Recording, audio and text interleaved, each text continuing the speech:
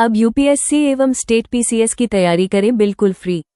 किसी बड़े कोचिंग में जाने की आवश्यकता नहीं। यहाँ आपको यूपीएससी एवं स्टेट पीसीएस के जीएस सिलेबस का संपूर्ण कवरेज प्राप्त होगा। अभी सब्सक्राइब करें। हेलो एस्पिरेंट्स, आप सभी का स्वागत है कौटिल्य पीसीएस के इस यूट्यूब चैनल पर। हम बात करेंगे हिस्ट्री से संबंधित जो मैगजीन में आया हुआ टॉपिक है उस पर हम चर्चा करने वाले हैं। मैगजीन कौन कौन सा हम कवर करेंगे? विजन आईएएस, संस्कृति आईएएस, पीडब्ल्यू ओनली आईएएस, साथ ही साथ दृष्टि के मैगजीन में आए हुए कुछ महत्वपूर्ण टॉपिक्स को हम अपने इस सेशन में कवर करेंगे।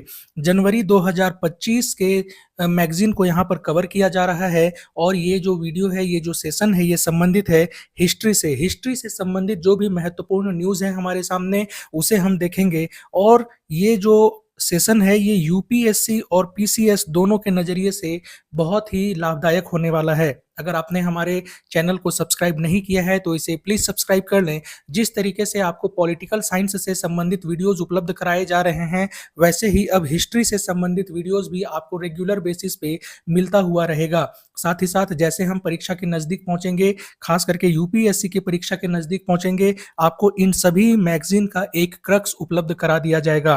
तो अगर आपने हमारे चैनल को सब्सक्राइब नहीं किया है तो इसे प्लीज़ सब्सक्राइब कर लें और अपने दोस्तों के साथ भी इसे जरूर शेयर करें।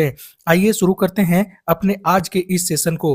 पहला टॉपिक हमारे सामने है भारत में आयरन एज से संबंधित, लौह युग से संबंधित हमारा पहला टॉपिक है। भारत में लौह युग की शुरुआत जो है ये पहली शताब्दी ईसा पूर्व से तीसरी शताब्दी ईसा पूर्व के बीच में मानी जाती है। भारत में जो शोधकर्ता हैं उन्होंने एक नया रिसर्च किया है और उनके रिसर्च के अनुसार लोहे का प्राचीनतम उपयोग जो है वो भारत में तमिलनाडु क्षेत्र में मिलता है, ना कि हित्ती साम्राज्य में। अभी तक माना जाता था कि लोहे का प्राचीनतम उपयोग कहाँ पर या प्राचीनतम साक्ष्य कहाँ पर मिला है लोहे का, तो वो हित्ती साम्राज्य है जो कि अनातोलिया तुर्की में मिलता है। तो ये पहले माना जाता था, लेकिन जो नवीनतम शोध हुए हैं उनके अनुसार अब लोहे का प्राचीनतम उपयोग का साक्ष्य जो है वो भारत के तमिलनाडु वाले क्षेत्र में मिलता है। आयरन एज से संबंधित जो रिसर्च किया गया उस रिसर्च के लिए कौन सी तकनीकों का इस्तेमाल किया गया है, तो उसमें पहला तकनीक है accelerator mass spectrometry radio carbon. ठीक है, ये पहला तकनीक का नाम याद रखेंगे। और दूसरा है ऑप्टिकली स्टिम्युलेटेड ल्यूमिनेसेंस, ठीक है, OLS डेटिंग और AMS14C डेटिंग का नाम याद रखेंगे। इन्हीं दो तकनीकों के माध्यम से भारत में या फिर कहीं भी आयरन एज से संबंधित जो रिसर्च है वो किया जाता है। देखिए, भारत में जो लौह युग से संबंधित जिन स्थलों की खोज की गई है उन स्थलों का नाम यहाँ दिया हुआ है। हो सकता है आपसे एग्जाम में इन स्थलों का नाम भी पूछ ले। तो एक है शिवगलाई, एक है मयिला डंपराई और किलना मंडी। ये तीनों तमिलनाडु में है। ठीक है, इन स्थलों का नाम याद रखें, रटने की आवश्यकता नहीं है। आप कंटिन्यू वीडियो देखेंगे आपको याद हो जाएगा, या फिर आप नोट कर ले कहीं और ये आपको याद हो जाएगा। पीडीएफ पाने के लिए आप स्क्रीन पर दिए गए नंबर पर हमसे व्हाट्सएप पे कांटेक्ट कर सकते हैं। आपको हमारे व्हाट्सएप ग्रुप में ऐड कर दिया जाएगा जहां पर आपको ये सारा पीडीएफ उपलब्ध करवा दिया जाएगा। और देखिए, कोडुमनाल, चेट्टीपलियम और पेरुंगलूर, ये तीन और तीन, ये 6 ऐसे स्थल हैं जो कि लौह युग से संबंधित हैं या आयरन एज से संबंधित है। और ये सभी स्थल कहाँ पर हैं, तो ये तमिलनाडु में हैं। ध्यान रखेंगे इस बात को। जब विंध्य पर्वत के उत्तर वाले क्षेत्र में ताम्र युग चल रहा था तो उस समय विंध्य पर्वत के दक्षिण वाले क्षेत्र में लौह युग का प्रवेश हो चुका था। देखिए, ऐसे स्टेटमेंट को जरूर याद रखेंगे क्योंकि स्टेटमेंट बेस्ड क्वेश्चन में आपसे पूछा जा सकता है। ठीक है, तो जब विंध्य पर्वत के उत्तर वाले एरिया में ताम्र युग था तो दक्षिण विंध्य पर्वत के दक्षिण यानी कि दक्षिण भारत की तरफ लोहे का इस्तेमाल जो है वो प्रारंभ हो चुका था। इस बात को याद रखेंगे आप लोग। उत्तर भारत में लौह युग का पुरातात्विक साक्ष्य अगर पूछे उत्तर भारत में तो वो कौन कौन सा है? चित्रित धूसर मृदभांड और उत्तरी काले चमकदार मृदभांड। तो अगर आपसे पूछे कि उत्तर भारत में लौह युग का पुरातात्विक साक्ष्य कौन सा है, तो चित्रित धूसर मृदभांड और उत्तरी काले चमकदार मृदभांड जो हैं वो इसके साक्ष्य हैं। वहीं दक्षिण भारत में लौह युग का आरंभिक साक्ष्य का पता हमें किससे चलता है, तो जो महापाषाण संस्कृति थी उससे हमें पता चलता है कि दक्षिण भारत में लोहे का इस्तेमाल होने लगा था। और ये महापाषाण संस्कृति से संबंधित कुछ स्थल हैं, जिसमें से एक है नाईकुंड और दूसरा है पय्यमपल्ली। नाईकुंड आपका महाराष्ट्र में पड़ता है और पय्यमपल्ली तमिलनाडु में पड़ता है। तो जो स्टेटमेंट यहाँ पर दिया हुआ है, साथ ही जिस प्लेस का नाम आपको बताया जा रहा है, इन सभी को याद रखेंगे। लौह युग का प्रभाव क्या हुआ, तो कृषि, युद्ध कला और शिल्प कला में सुधार देखने को मिलता है। शहरीकरण का विकास हुआ और महाजनपदों के उदय में भी लोहे की के खोज ने महत्वपूर्ण भूमिका निभाई और साथ ही साथ युद्ध कला के विकास में भी लोहे की खोज ने महत्वपूर्ण भूमिका निभाई। जब आप हिस्ट्री पढ़ेंगे और उसमें देखेंगे कि जो मगध वाला साम्राज्य था उसके अचानक से इतना उत्कर्ष क्यों होता है, तो क्योंकि वहां पे कृषि बहुत आसान हो जाती है, साथ ही साथ ऐसे औजार उनके पास आने लगता है कि अब वो अपने आसपास में सभी क्षेत्रों से शक्तिशाली साम्राज्य बनकर उभरते हैं। तो इन सभी फैक्ट्स को याद रखेंगे। आपसे ऐसा भी क्वेश्चन पूछा जा सकता है कि लोहे का खोज जो है वो किस प्रकार से भारतीय संस्कृति को प्रभावित करता है, और ये 4 ऑप्शन में आपको रहेगा। तो ऐसे भी आप याद रखेंगे, एमसीक्यू इस तरीके से ही सॉल्व होता है। आपको बहुत ज़्यादा फैक्ट जानने की आवश्यकता नहीं है, बहुत चीज़ें कॉमन सेंस से भी सॉल्व की जाती है। अगर आप यूपीएससी 2026 को टारगेट कर रहे हैं और आप हिंदी मीडियम से हैं और आप जुड़ना चाहते हैं टेस्ट सीरीज से, तो आप भी हमारे ग्रुप में ऐड हो सकते हैं। आपको जब भी हमारा टेस्ट सीरीज हम शुरू करेंगे तो आपको वहां पर ऐड कर दिया जाएगा। आप हमारे चैनल को सब्सक्राइब कर सकते हैं। आपके लिए एक अभ्यास प्रश्न है जो ऊपर अभी हमने टॉपिक पढ़ा उससे संबंधित है ये। प्राचीन इतिहास को पूरा पाषाण, मध्य पाषाण, नवपाषाण, ताम्रपाषाण एवं लौह युग में किसने विभाजित किया है? क्योंकि हम अभी लौह युग के बारे में पढ़ रहे थे, इसलिए ये क्वेश्चन है। आपके सामने ऑप्शंस है। Option A John Marshall, option B Vincent Smith, option C Gordon Childe और ऑप्शन डी कनिंघम महोदय। इसका क्या आंसर होगा आप हमें कमेंट बॉक्स में जरूर बताएंगे। नेक्स्ट टॉपिक हमारे सामने है भौगोलिक संकेतक के बारे में, जीआई टैग के बारे में। जीआई टैग से क्वेश्चन हमेशा बनता है। आप जब यूपीएससी के पीवाईक्यू को देखेंगे वहां भी आपसे जीआई टैग से संबंधित सवाल पूछा गया है। चलिए देखते हैं इसमें कौन कौन से फैक्ट्स हैं। केंद्रीय वाणिज्य एवं उद्योग मंत्री जो हैं भारत के, उन्होंने वर्ष 2030 तक 10,000 जीआई टैग को प्राप्त करने का लक्ष्य रखा है। कमेंट बॉक्स में आप हमें जरूर बताएंगे कि अभी वर्तमान में भारत के केंद्रीय वाणिज्य एवं उद्योग मंत्री कौन हैं। जीआई टैग जो है उन उत्पादों को प्रदान किया जाता है जिनकी एक विशिष्ट भौगोलिक उत्पत्ति होती है और उनमें कुछ खास गुण होता है। ठीक है, किसी खास एरिया में इनका प्रोडक्शन होना चाहिए और उनमें कुछ खास क्वालिटीज होनी चाहिए, जिसके आधार पर ये जीआई टैग दिया जाता है। जीआई टैग किसे दिया जाता है, तो कृषि उत्पादों को, प्राकृतिक उत्पादों को या फिर विनिर्मित वस्तुओं को भी जीआई टैग दिया जाता है। जीआई टैग मिल जाने के बाद कोई दूसरा व्यक्ति उस उत्पाद के नाम का उपयोग नहीं कर सकता है। जैसे मान लीजिए कि बिहार में एक बहुत फेमस है सिलाव खाजा। अब सिलाव खाजा को जीआई टैग मिला हुआ है, या जैसे कि हम देखेंगे दार्जिलिंग चाय को जीआई टैग मिला हुआ है। तो कोई दूसरा व्यक्ति जो है वो किसी अन्य चाय को दार्जिलिंग चाय के नाम से नहीं बेच सकता है। दार्जिलिंग चाय नाम का उपयोग वही होगा जहां अगर वो दार्जिलिंग में उत्पादित हुआ है तभी उसका नाम का इस्तेमाल किया जा सकता है। और भारत में पहला जीआई टैग दार्जिलिंग चाय को ही दिया गया था वर्ष 2004-5 में। अभी तक भारत में कितने उत्पादों को जीआई टैग प्रदान किया गया है, ये भी आप हमें कमेंट बॉक्स में जरूर बताएंगे। जीआई टैग की सर्वाधिक संख्या जो अभी तक है वो है उत्तर प्रदेश में और दूसरे नंबर पर तमिलनाडु है। याद रखेंगे, केंद्रीय वाणिज्य एवं उद्योग मंत्री ने 2030 तक कितने 10,000 जीआई टैग को प्राप्त करने का लक्ष्य रखा है? पहला तो ये लक्ष्य क्या है और ये ईयर कब तक निर्धारित किया गया है, ये भी याद रखेंगे। क्वेश्चन में, स्टेटमेंट में इन्हीं दोनों में से कुछ में फेरबदल करके आपसे गलत करवाया जाता है, तो ध्यान रखेंगे इन सब चीज़ों का। भारत में जीआई टैग जो है वो किस अधिनियम के द्वारा दिया जाता है? वस्तु का भौगोलिक इंडिकेशन रजिस्ट्रीकरण और संरक्षण अधिनियम 1999 के द्वारा ये जीआई टैग प्रदान किया जाता है। और ये जो अधिनियम है 1999 का, ये भारत में कब लागू हुआ? 2003 में लागू हुआ है। इस अधिनियम के तहत जीआई टैग 10 वर्ष की अवधि के लिए मान्य होती है और 10 वर्ष के बाद इनका पुनः पंजीकरण कराया जा सकता है। जीआई टैग पंजीकरण कार्यालय कहाँ पर है? चेन्नई में है। ध्यान रखेंगे आपकी जो हम यहाँ पर डिस्कशन कर रहे हैं मैगजीन का, ये सिर्फ यूपीएससी के लिए ही लाभदायक नहीं है। अगर आप किसी भी स्टेट पीसीएस की तैयारी कर रहे हैं, यहाँ से क्वेश्चन आपसे बिल्कुल पूछे जाने की संभावना है और ऐसे ही क्वेश्चन पूछता है। ये देखिए आपके सामने एक अभ्यास प्रश्न है, निम्नलिखित कथनों पर विचार करें। पहला है, कग्गा चावल केरल के तटीय क्षेत्रों में उगाया जाता है।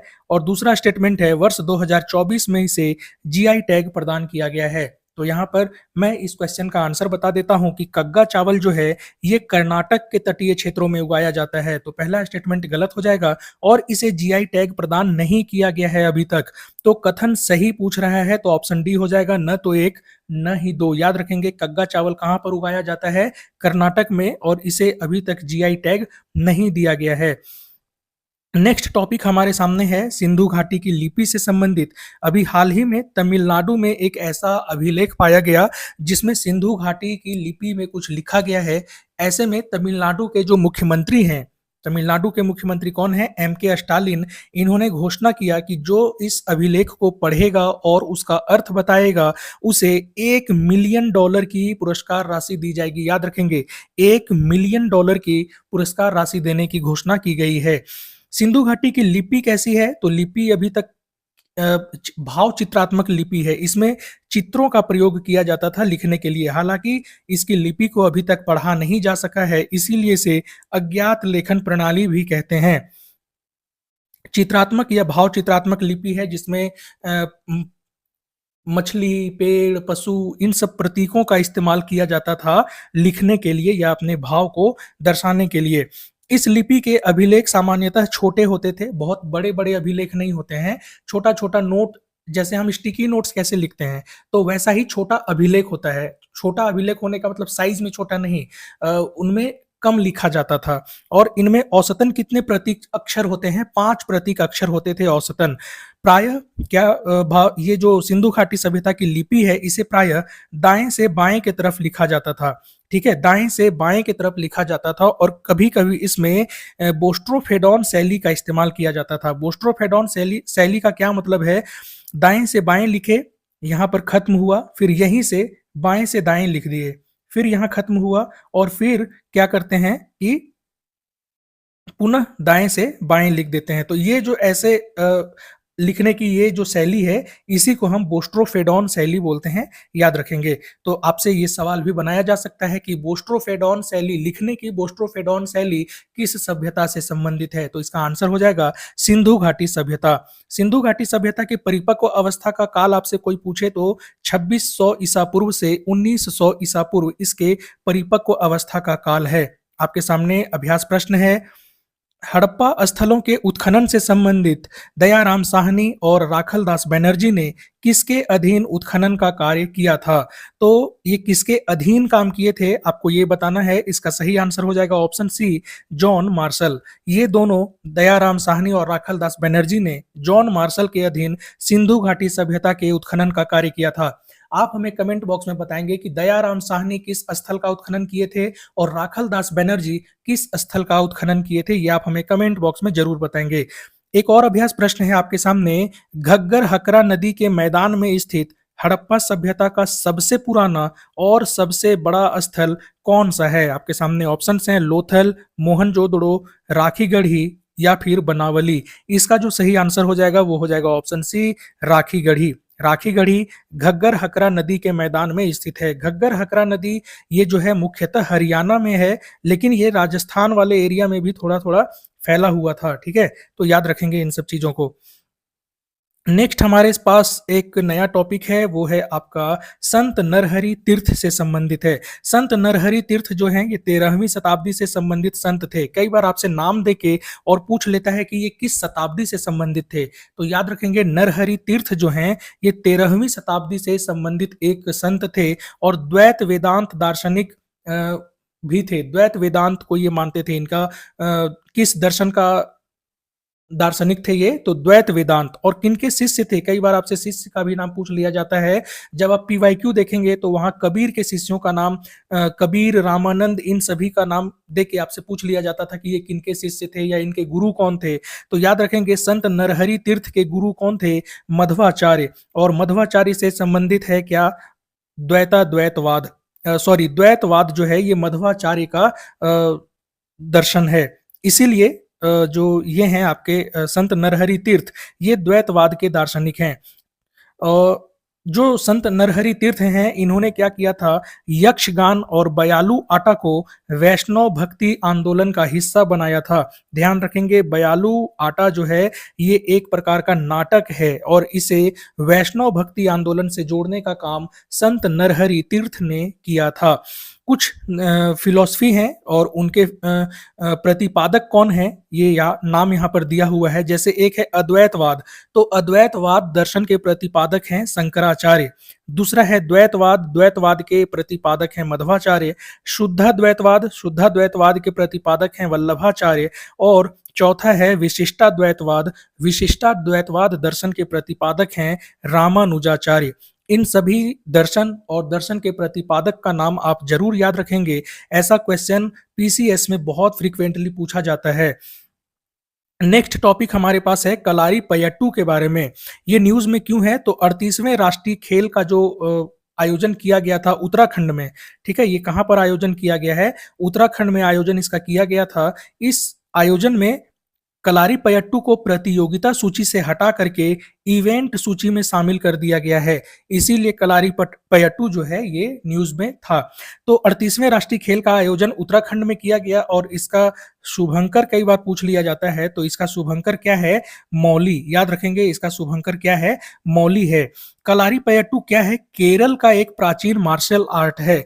प्राचीन मार्शल आर्ट है कहाँ का, केरल का। अगर आप बॉलीवुड को फॉलो करते हैं तो वहां एक विद्युत जामवाल नाम के एक्टर हैं जो कलारी पयट्टू का एक्शन दिखाते रहते हैं, है ना। तो कलारी पयट्टू का संबंध जो है ये संगम काल से भी है। और कलारी पयट्टू की दो मुख्य शैलियां हैं। कलारी पयट्टू जो मार्शल आर्ट है इसकी दो मुख्य शैलियां हैं, एक उत्तरी शैली और एक दक्षिणी शैली। उत्तरी शैली को वडक्कन भी बोला जाता है और दक्षिणी शैली को थेक्कन बोला जाता है। वडक्कन जो है ये उत्तरी शैली है और ये केरल के मालाबार क्षेत्र में प्रचलित है, जबकि थेक्कन जो है ये दक्षिणी शैली है और ये त्रावणकोर क्षेत्र में प्रचलित है। तो इसमें बहुत कुछ याद करने की आवश्यकता नहीं है। याद बस ये रखें 38वें राष्ट्रीय खेल में इसे प्रतियोगिता सूची से हटाकर इवेंट सूची में शामिल कर दिया गया और इसकी दो प्रमुख शैलियां हैं, वडक्कन और थेक्कन। नेक्स्ट हमारे सामने एक है कोंडा रेड्डी जनजाति से संबंधित न्यूज। तो कोंडा रेड्डी जनजाति ये क्यों खबरों में है, देखिए कई बार आपसे ये भी पूछ लिया जाएगा कि हाल ही में खबरों में रही कोंडा रेड्डी जनजाति चर्चा में क्यों थी। तो ये क्यों न्यूज में था, आपको ये याद रखना है। पारंपरिक विवाह के बजाय लिव इन रिलेशनशिप को ये प्राथमिकता दे रहे थे, क्योंकि इनके विवाह इनका कहना था कि विवाह जो है ये एक बहुत ही खर्चीला उत्सव है, बहुत ज्यादा खर्च होता है और उतनी आमदनी नहीं है, इसीलिए ये लिव इन रिलेशनशिप को प्राथमिकता दे रहे थे और ये न्यूज में आ गए। तो कोंडा रेड्डी जनजाति है जो पीवीटीजी ग्रुप में शामिल है जनजाति है। पीवीटीजी क्या है, विशेष रूप से कमजोर जनजातीय समूह जो है उनके लिए पीवीटीजी ग्रुप बनाया गया है। और पीवीटीजी ग्रुप के कुछ मानदंड होते हैं, हम पॉलिटिकल साइंस में जब बात करेंगे तो वहां इसके बारे में आपको डिटेल में बताया जाएगा। मुख्य रूप से ये आंध्र प्रदेश के वन क्षेत्र में निवास करते हैं। तो इसमें याद रखने लायक क्या चीज है, कोंडा रेड्डी जनजाति पीवीटीजी ग्रुप से संबंधित है, लिव इन रिलेशनशिप को प्राथमिकता देने के कारण ये चर्चा में थी, और कहाँ रहती हैं, आंध्र प्रदेश के क्षेत्र में ये निवास करती है कोंडा रेड्डी जनजाति।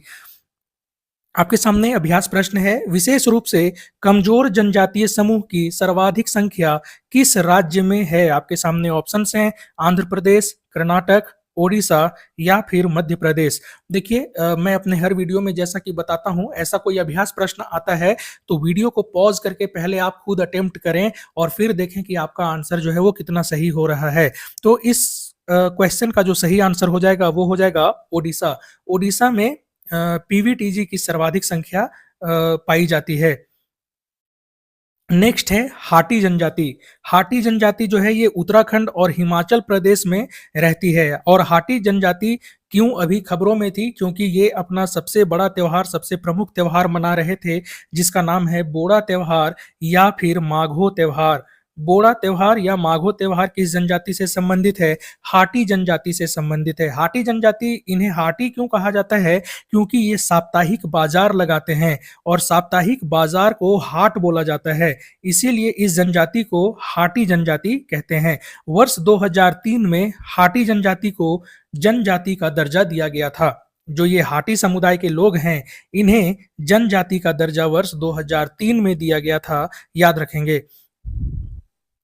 नेक्स्ट हमारे सामने टॉपिक है भारत में प्रमुख फसल कटाई त्योहार, जिसमें से एक है लोहड़ी जो कि पंजाब में मनाया जाता है, मकर संक्रांति जो लगभग संपूर्ण उत्तर भारत में मनाया जाता है, और पोंगल दक्षिण भारत में मनाया जाता है, और बिहू, बिहू का संबंध जो है असम से है। कई बार ऐसे त्योहारों का नाम दे दिया जाता है और आपसे स्टेट का नाम पूछ लिया जाएगा कि ये कहाँ पर मनाया जा रहा है, या फिर 4 त्योहारों का नाम देके आपसे पूछ लेगा इसमें से कौन सा है जो फसल कटाई के बाद मनाया जाता है।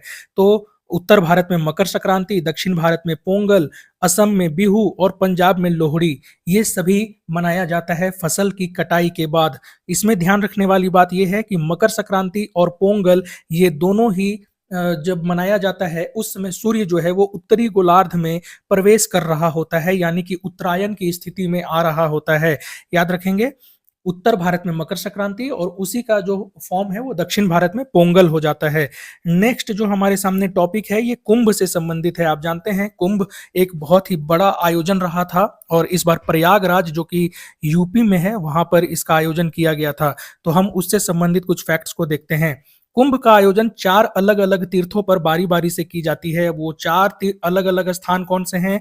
तो एक है हरिद्वार, दूसरा है उज्जैन, तीसरा है नासिक और चौथा है प्रयागराज। हरिद्वार में गंगा नदी के तट पर, उज्जैन में क्षिप्रा नदी के तट पर, नासिक में गोदावरी नदी के तट पर और प्रयागराज में गंगा, यमुना और सरस्वती के संगम पर। ध्यान रखेंगे सरस्वती नदी जो है वो अदृश्य है, ये गंगा और यमुना के संगम पर ही लगाया जाता है। तो अगर आपके सामने ऑप्शंस में गंगा यमुना रहे तो गंगा यमुना ही लगा देंगे, क्योंकि सरस्वती जो है वो अदृश्य है। कुंभ मेले को वर्ष 2017 में यूनेस्को के अमूर्त सांस्कृतिक विरासत की सूची में शामिल किया गया था। तो देखिए आपसे क्वेश्चन यहां से भी बन सकता है कि कुंभ मेले को किस वर्ष यूनेस्को के अमूर्त सांस्कृतिक विरासत सूची में शामिल किया गया था? तो वो आंसर हो जाएगा 2017। वेनसांग एक चीनी यात्री था जिन्होंने अपने यात्रा वृतांत में कुंभ मेले का वर्णन किया है। वेनसांग की पुस्तक का नाम क्या है? सी यू की। ठीक है, वेनसांग की पुस्तक का नाम क्या है? सी यू की। और इस पुस्तक में वेनसांग ने कुंभ मेले का वर्णन किया है, याद रखेंगे। और जो वर्तमान में कुंभ मेला लगता है, कुंभ मेले का जो स्वरूप है, इसके वर्तमान स्वरूप को किसने आधार दिया? तो वो 9वीं शताब्दी में आदि शंकराचार्य ने इसके वर्तमान स्वरूप को बनाया था। 2025 में जो कुंभ मेला का आयोजन किया जा रहा था उसमें उत्तर प्रदेश की सरकार ने श्रद्धालुओं की सहायता के लिए एक एआई चैटबॉट को लॉन्च किया जो 11 भाषाओं में कार्य करने में सक्षम है। 11 भाषा में, याद रखेंगे कितनी भाषाओं में? 11 भाषाओं में। और उसका नाम क्या है? साह एआई याक, यानी कि इसे सहायक भी कहते हैं। ये तो जैसे लिखा हुआ है वैसे पढ़ के बता रहा था, बट सहायक पढ़ते हैं इसे, ठीक है। और ये टोटल 11 भाषाओं में काम करने में सक्षम था। तो कुंभ से संबंधित जो यहाँ पर फैक्ट बताया गया इतना ही है। बाकी देखिए मैगजीन अगर आप उठाएंगे तो उसमें बहुत सारी चीजें लिखी हुई होती है। सारी चीजें पीटी के नजरिए से इंपॉर्टेंट नहीं है। जो मैं बता रहा हूँ प्रीलिम्स के लिए इतना मोर देन एनफ है। आप इसे पढ़ें, इसे कंटिन्यू रिवाइज करें। हमारा पीडीएफ आपको उपलब्ध करा दिया जाएगा, आप उसे पढ़ें। एनफ है पीटी के लिए इतना चीज। नेक्स्ट एक है भारत रणभूमि दर्शन योजना। भारत रणभूमि दर्शन योजना में कौन कौन से क्षेत्र शामिल हैं? तो एक तो किबिथु और बूमला दर्रा, ये अरुणाचल प्रदेश में पड़ता है। रेजांगला, पेंगोंग त्सो और डोकलाम, जो कि लद्दाख में पड़ता है। भारत रणभूमि दर्शन योजना का उद्देश्य क्या है कि ऐसा क्षेत्र जहां पर भारतीय सेना ने कभी युद्ध किया है या किसी समय में संघर्ष हुआ है भारतीय सेना का, उन सभी क्षेत्रों को एक पर्यटन के रूप में इस्तेमाल करना। इसलिए इस योजना को शुरू किया गया है और इसमें फिलहाल 5 स्थलों को शामिल किया गया है, 5 स्थलों को, जिसमें से किबीथू और बुमला दर्रा जो है ये अरुणाचल प्रदेश में पड़ता है, और रेजांगला, पेंगोंग त्सो और डोकलाम जो है ये लद्दाख में पड़ता है। याद रखेंगे, इन नामों को आपसे वन लाइनर में ये पूछा जा सकता है। एक है राष्ट्रीय खेल पुरस्कार से संबंधित। देखिए, पुरस्कार को इग्नोर नहीं कर सकते हैं, क्योंकि लास्ट 2-3 साल के यूपीएससी का पीवाईक्यू उठाइए तो उसमें पुरस्कार से संबंधित क्वेश्चन बहुत, और स्पोर्ट्स से संबंधित क्वेश्चन बहुत ही पूछा जा रहा है। 1 या 2 तो पूछ ही लेता है, तो हम इग्नोर नहीं कर सकते हैं, हमें ये पढ़ना होगा। राष्ट्रीय खेल पुरस्कार जो है कुल 6 श्रेणियों में दी जाती है। अब वो 6 श्रेणी कौन कौन से हैं और उनकी शुरुआत कब हुई है, हम उस पर बात करते हैं। पहला है मेजर ध्यानचंद खेल रत्न पुरस्कार, जिसे शुरू किया गया था 1991-92 में। प्रारंभ में इसे राजीव गांधी खेल रत्न पुरस्कार के भी नाम से जानते थे, और आपको बताना है कि इसका नाम बदलकर मेजर ध्यानचंद खेल रत्न पुरस्कार किस वर्ष कर दिया गया। आप उस वर्ष का आंसर हमें कमेंट बॉक्स में जरूर बताएंगे। दूसरा है राष्ट्रीय खेल पुरस्कार के तहत दूसरा पुरस्कार जो है ये अर्जुन पुरस्कार है, जिसकी शुरुआत वर्ष 1961 में की गई थी। तीसरा है द्रोणाचार्य पुरस्कार, जिसकी शुरुआत 1985 में की गई थी। मेजर ध्यानचंद पुरस्कार लाइफ टाइम अचीवमेंट पुरस्कार है ये, और इसकी शुरुआत वर्ष 2002 में की गई थी। और पांचवा है राष्ट्रीय खेल प्रोत्साहन पुरस्कार, वर्ष 2009 में इसकी शुरुआत की गई थी। राष्ट्रीय खेल पुरस्कार जो है खेल प्रोत्साहन पुरस्कार जो है ये कुल 2 श्रेणियों में दिया जाता है, इसलिए इन सभी को मिला देंगे तो हो जाता है 6 श्रेणी। तो ये 6 श्रेणी का नाम याद रखेंगे और इन्हें किस वर्ष प्रारंभ किया गया, आप इसे भी जरूर याद रखेंगे। इस वर्ष मेजर ध्यानचंद खेल रत्न पुरस्कार 4 खिलाड़ियों को दिया गया है, जिसमें से पहले हैं डी गुकेश, दूसरे हैं मनु भाकर, और एक हैं प्रवीण कुमार, और चौथे हैं हॉकी से संबंधित। हॉकी से संबंधित कौन है, वो भारतीय हॉकी टीम के कप्तान भी हैं, उनका नाम आप कमेंट बॉक्स में जरूर बताएंगे। देखिए, जितना मैं कमेंट बॉक्स में बताने को बोल रहा हूं, इन सभी का नाम आप जरूर टाइप करें, इससे आपका रिवीजन होता रहेगा। नेक्स्ट है जनजातीय गौरव दिवस से संबंधित। जनजातीय गौरव दिवस जो है इसकी शुरुआत मतलब 15 नवंबर को ये मनाया जाता है, और इसकी शुरुआत वर्ष 2021 से की गई थी। जनजातीय गौरव दिवस 2024 के अवसर पर केंद्र सरकार ने दिल्ली के सराय काले खां चौक का नाम बदलकर क्या कर दिया, बिरसा मुंडा चौक कर दिया। देखिए, ये पीसीएस में यहाँ से बहुत ही आसानी से सवाल पूछा जा सकता है, तो अगर आप तैयारी कर रहे हैं तो इन सभी पॉइंट्स को याद रखना आपके लिए बहुत जरूरी है। जनजातीय गौरव दिवस जो 2024 में मनाया जा रहा था, उसके तहत जनजातीय स्वतंत्रता सेनानियों से संबंधित 2 संग्रहालय बनाए जाते हैं। जो जनजातीय स्वतंत्रता सेनानी हैं उनसे संबंधित 2 संग्रहालय बनाया जाता है, और ये दोनों संग्रहालय कहाँ पर है, मध्य प्रदेश में है। एक है छिंदवाड़ा और दूसरा है जबलपुर। तो अगर आपसे पूछा जाए कि जनजातीय स्वतंत्रता सेनानियों से संबंधित संग्रहालय का निर्माण कहाँ किया गया है, तो वो है मध्य प्रदेश में, और मध्य प्रदेश के छिंदवाड़ा और जबलपुर में इसका निर्माण किया गया है। इसी अवसर पर 2 जनजातीय अनुसंधान संस्थान भी बनाए गए हैं, जिसमें से एक है श्रीनगर में और दूसरा है गंगटोक में। श्रीनगर जम्मू कश्मीर में पड़ता है और गंगटोक जो है ये सिक्किम की राजधानी है।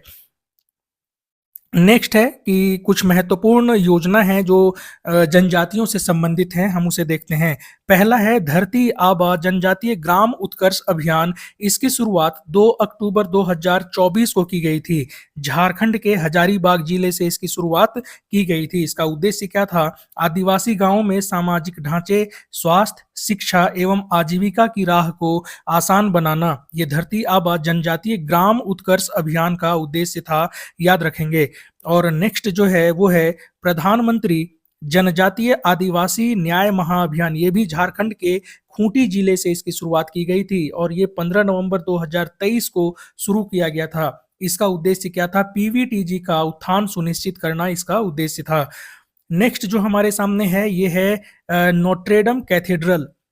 नोट्रेडम कैथेड्रल क्या है? ये पेरिस में स्थित एक भवन है जिसका निर्माण लुई 7 के काल में करवाया गया था। इसका निर्माण पूरा हुआ 1345 ईसा पूर्व में। देखिए राजा का नाम याद रखिए, ईयर याद रखना कोई जरूरी नहीं है।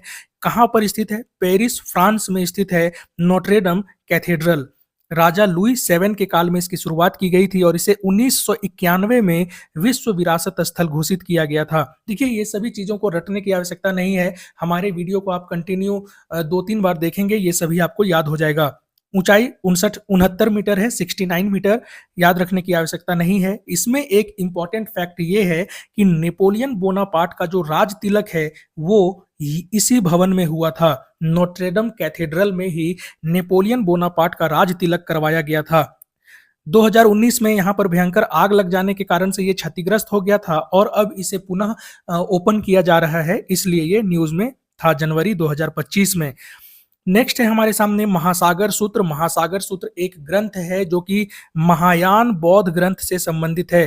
पांडुलिपि है एक। पांडुलिपि किसे कहते हैं? जो ताड़ या वृक्ष के पत्तों पर लिखा जाता है उसे हम क्या कहते हैं?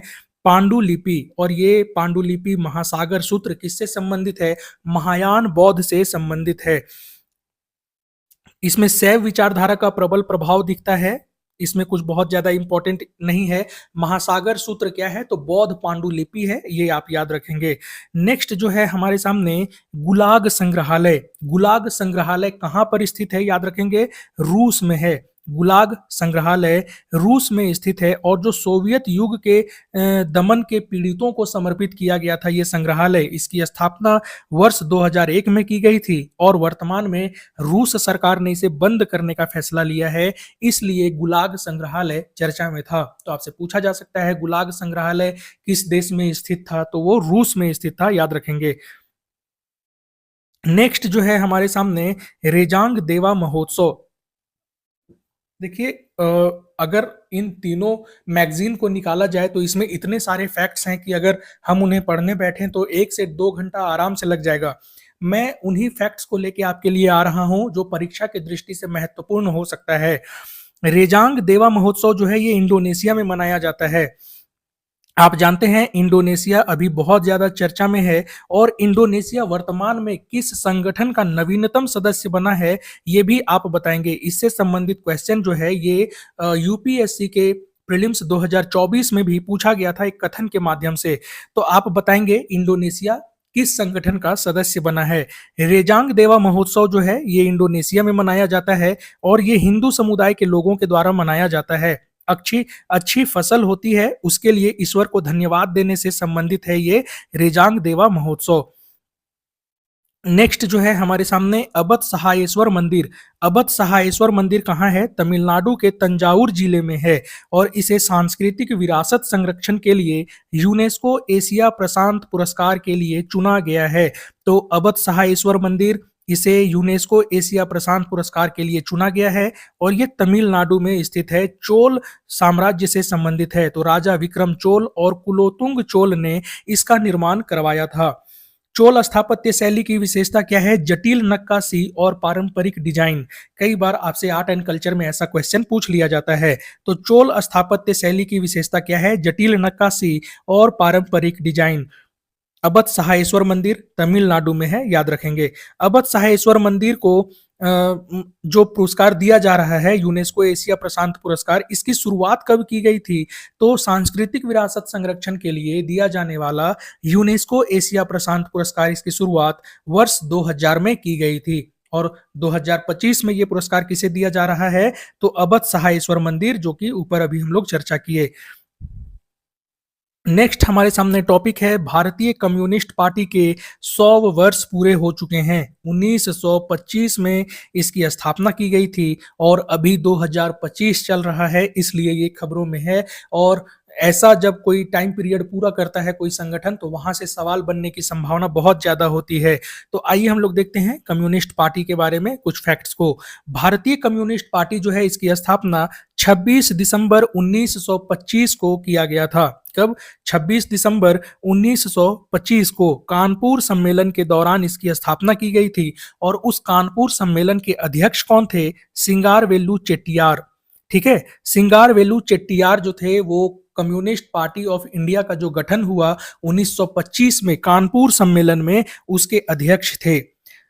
कम्युनिस्ट पार्टी ऑफ इंडिया जो है ये 1951, 1957 और 1962 में मुख्य विपक्षी दल की भूमिका में रही थी। यानी कि कांग्रेस पार्टी सत्ता में आती थी और उसके बाद सबसे बड़ी पार्टी के रूप में कम्युनिस्ट पार्टी ऑफ इंडिया का स्थान रहता था। 1957 के वर्ष में केरल विधानसभा चुनाव में कम्युनिस्ट पार्टी ऑफ इंडिया ने जीत हासिल की और पहली गैर कांग्रेसी सरकार का गठन किया स्वतंत्र भारत में। तो याद रखेंगे, स्वतंत्र भारत में पहली गैर कांग्रेसी सरकार किसकी थी? कम्युनिस्ट पार्टी ऑफ इंडिया की। और वो कब बना था? 1957 में केरल में।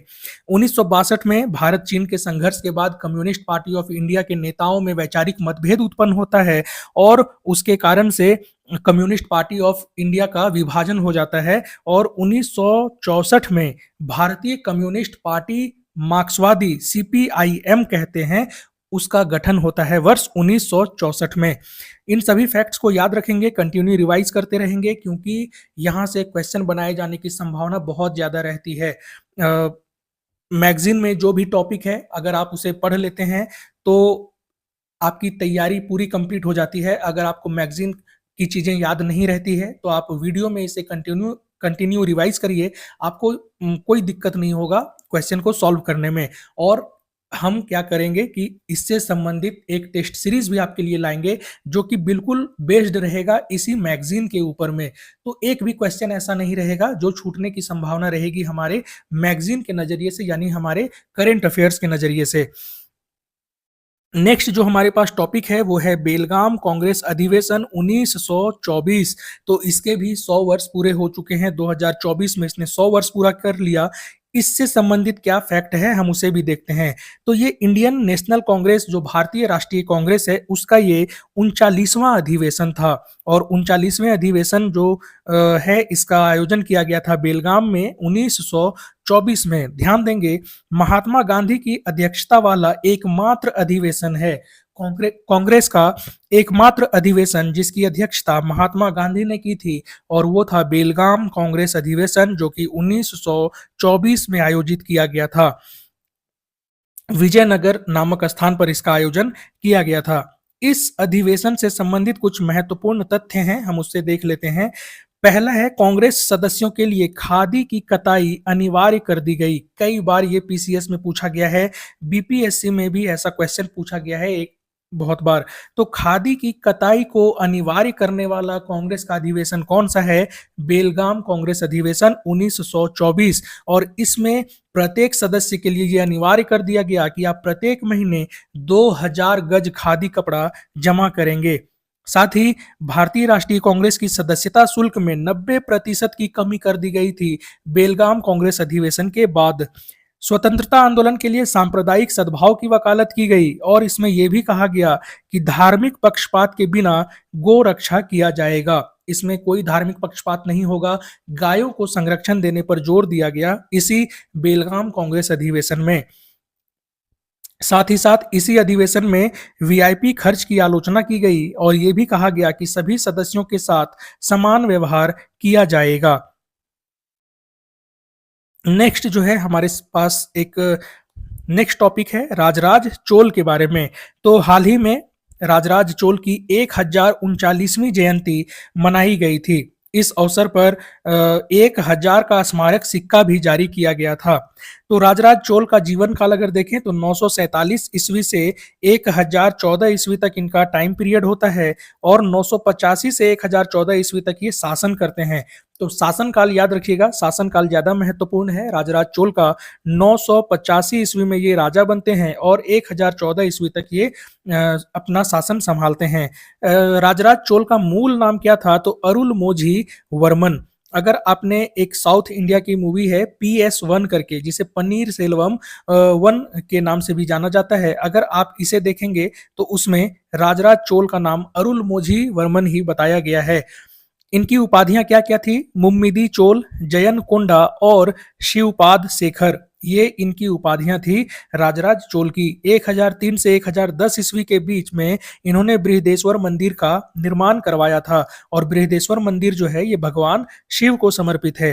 आपके लिए एक अभ्यास प्रश्न है, इसका जवाब आप कमेंट बॉक्स में ज़रूर देंगे।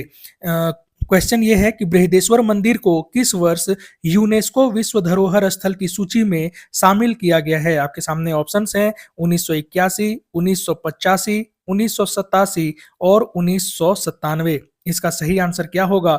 आप हमें कमेंट बॉक्स में ज़रूर बताएंगे।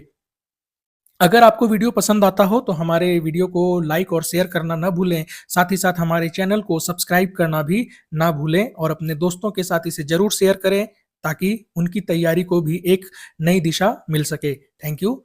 जय हिंद।